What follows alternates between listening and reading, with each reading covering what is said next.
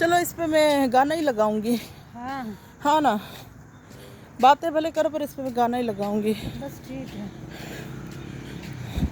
अंधेरे वाले में अरे यार, कौन सी बात मुझे करनी थी। एक बात मेरे दिमाग में कल घूम रही थी ना। हाँ बात ये थी हाँ कि एक फ्रेंड मुझे मिल गई ना, उसकी औलाद नहीं है। हाँ यार मेरी तो हर उम्र की फ्रेंड होती है, तुझे पता हाँ, है। ये है आप छोटी भी, मेरी जितनी भी, मुझसे बड़ी भी, उससे भी बड़ी भी। हाँ ठीक है ना। तो इस तलक वजह से नानी तो दादी बहुत 60-70 साल वाली औरतें भी मेरी दोस्त हैं। हाँ सही है ना। हाँ तो उस बेचारी की ना एज चली गई है, हाँ एज चली गई है।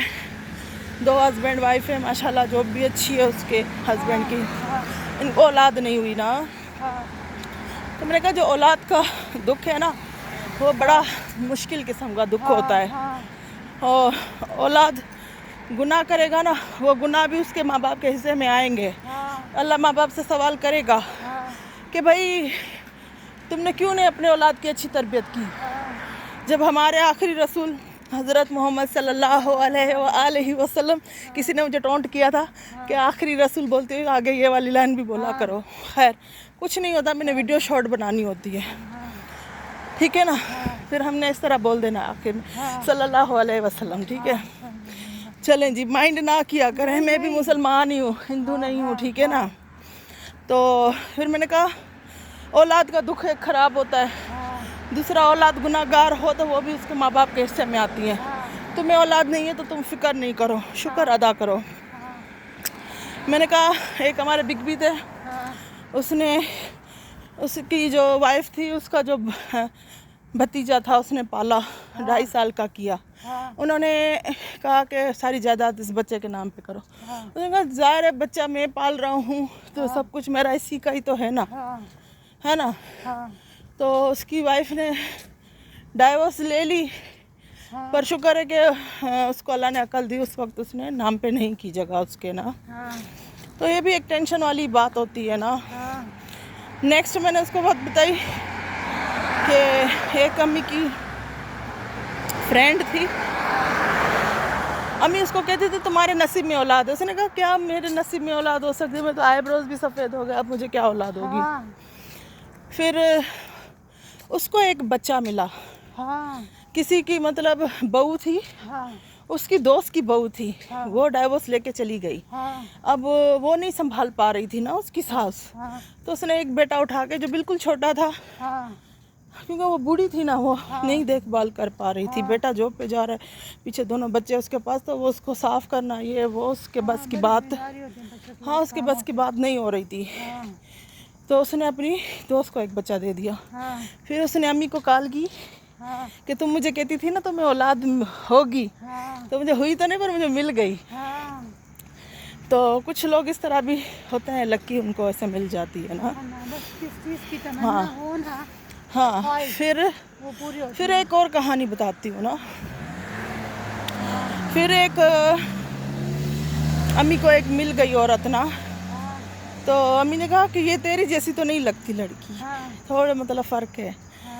कह रही है ये मैंने पाली है और मेरे हस्बैंड ने अपना भतीजा पाला है, मैंने अपनी भांजी पाली है।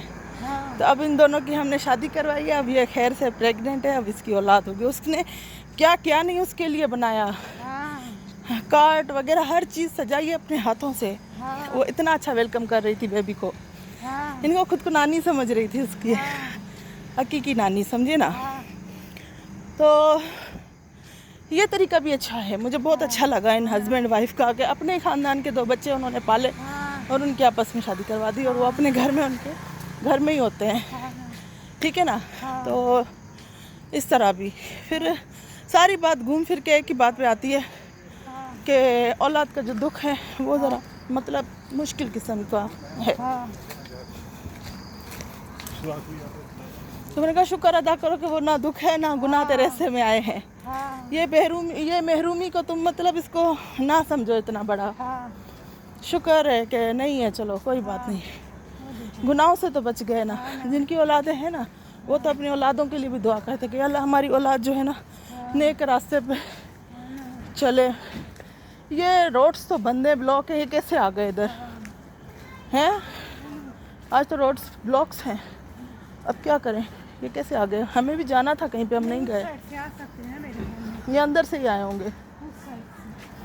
یار, سارے بلاک ہے پورا اسلام آباد, ہاں وہ تو راول پنڈی, اندر کے ہیں, اندر کے ہی لوگ ہیں.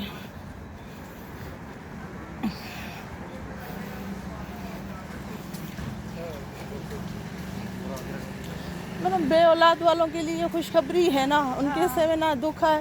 ایک محرومی ہے سائڈ میں, وہ بھی ہے, چلو ٹھیک ہے, پر ان کے مسئلے بھی تو کتنے ہیں.